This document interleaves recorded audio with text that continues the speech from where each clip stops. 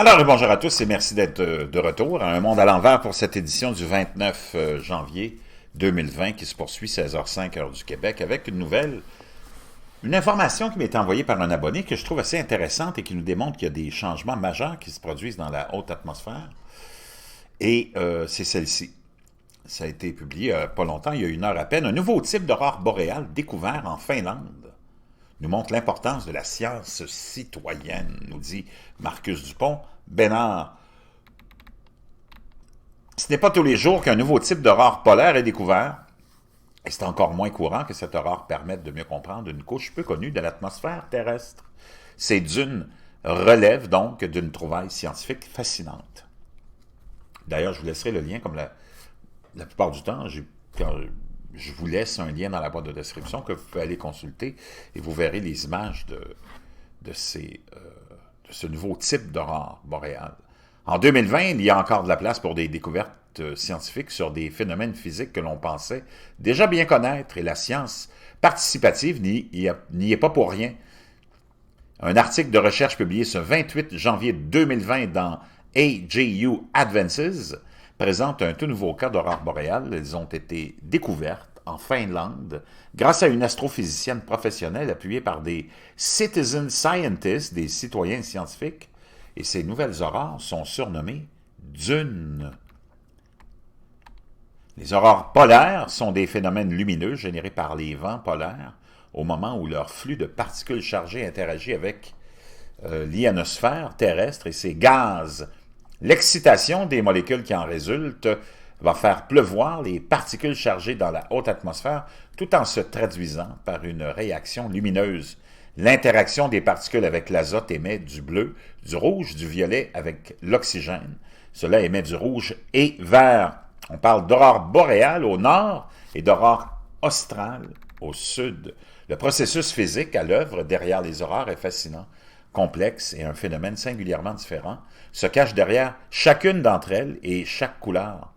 C'est ce qui avait motivé l'astrophysicienne finnoise Minna Palmroth à écrire un livre sous forme de guide pour les cataloguer et aider à les comprendre. Pour ce livre, elle a référencé toutes les aurores qu'elle a pu observer avec la coopération de passionnés, des scientifiques amateurs. C'est alors qu'ils ont conjointement remarqué qu'un certain type d'aurore référencé ne collait à aucune catégorie identifiée.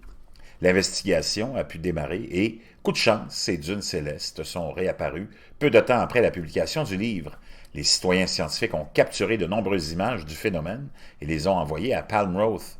Grâce à cette base de données exceptionnelle, l'astrophysicienne a été en mesure de caractériser plus en détail ces aurores boréales. Non seulement elles sont bel et bien une nouvelle catégorie, mais elles offrent aussi une vision plus détaillée de la haute atmosphère terrestre. Les dunes prennent la forme de vagues ondulantes, comme une lagune, ou comme sur une lagune horizontale, d'un vert flamboyant dont la brillance fluctue.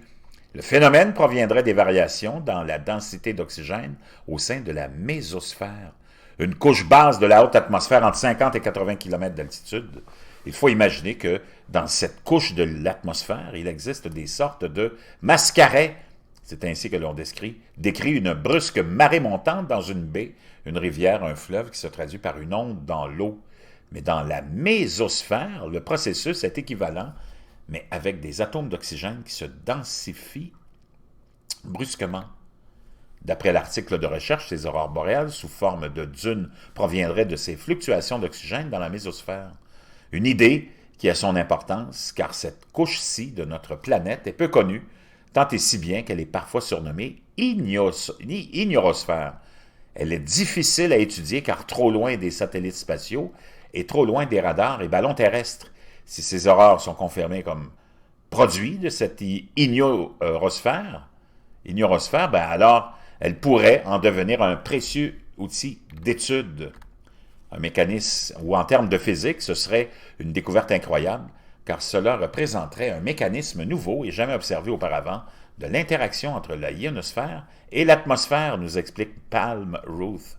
L'astrophysicienne pense également que la découverte de ces dunes est une preuve de l'importance de la science participative et que cela peut créer un intérêt général envers la physique, montrant combien les citoyens peuvent prendre part à la science en aidant à découvrir de nouveaux phénomènes. Vraiment intéressant.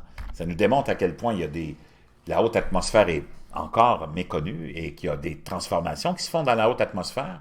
La magnétosphère est en affaiblissement selon presque tout ce qu'on peut faire comme recherche. Hein? On assisterait à un changement de pôle qui implique un affaiblissement de la magnétosphère. On est dans une période de grand minimum solaire où le Soleil, lui aussi, a de la difficulté à son atmosphère